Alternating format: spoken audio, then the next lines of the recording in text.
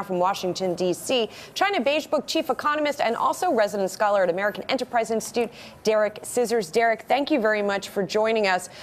So we have two pieces of news today. We have your latest report, that is the China Beige Book latest report on the fourth quarter for China. We also have this news that there now is a meeting on the table. Let's take that first. Is that a positive sign here, or is that sort of to be expected? What can we take away from that? Well, I hate to add to bad news, but I actually take it as a little bit of a negative sign. By the time they meet, we're going to be 40 days into the 90-day period, something like that, and we're not getting the chief negotiators from the two sides actually meeting. So this 90-day period was an extremely difficult ask to get the Chinese to start fundamental changes in only 90 days. Our first face-to-face meeting is of deputies 40 days into the 90-day period. That doesn't seem encouraging for the final outcome. How much pressure is there on the Chinese to do something before the March deadline? You said in your note, the China Beige Book, that the manufacturing orders going forward had fallen to just 18% in one region of companies actually were getting increased orders, whereas a year ago it was 65%. Yeah, there's, what we saw in Chinese trade numbers is pretty clear. They front-loaded, expecting possible increase in U.S. tariffs to 25% on January 1st, which has now been postponed to March 2nd. So they had a good start of the year, and now the trouble's coming. So there is rising pressure on China on trade, on the manufacturing sector.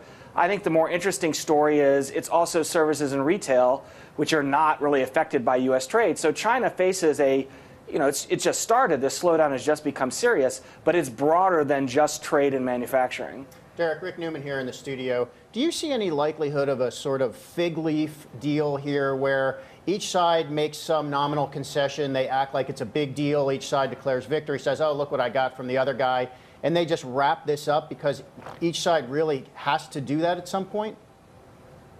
Yeah, I think that's actually quite likely. I think both sides want to avoid the U.S. tariff escalation. For the Chinese, it's economic. For us, it's political. Both sides want some stability in their financial markets. The Chinese are happy to give us some superficial concessions like buying more corn and so on. The one important attachment I would add to that prediction, though, is I don't think it holds during the 2020 election. I think President Trump will be under very heavy pressure to show that he's different on China. And that deal that I think you're right is likely, that fig leaf deal, that lasts at most a year. And then President Trump, as a candidate, starts talking about very heavy China tariffs again. Derek, Scott Gamm here. With President Xi there for life, what does that mean for a trade deal between the U.S. and China? I mean, can't China just wait this out? Perhaps the next U.S. president won't adopt President Trump's hawkish trade policies. That's right. I mean, that's one of the reasons why I think, not just me, obviously, that we're only going to get superficial Chinese concessions. That's what they're going to offer until 2021, and then reevaluate whether it's President Trump in his second term where he doesn't have to run for re-election, or a Democratic candidate who has, there's so many of them, we have no idea what their view on China is going to be. So we'll get superficial Chinese concessions next year and possibly in 2020, but they're going to wait to do anything difficult to see if the U.S. is really going to stick to this path of confrontation.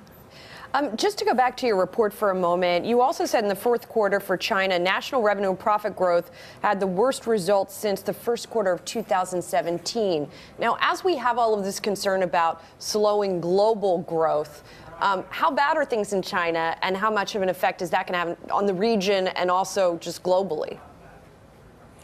Well, I mean, I hate to give this weak economist answer if it's too soon to tell, but this is the fourth quarter is weak. And the worries about China for the fourth quarter are justified. You have people saying that GDP growth is really less than 2% and so on. And I think that's all fairly accurate. But we've seen this before. We saw it in the end of 2015 and early 2016.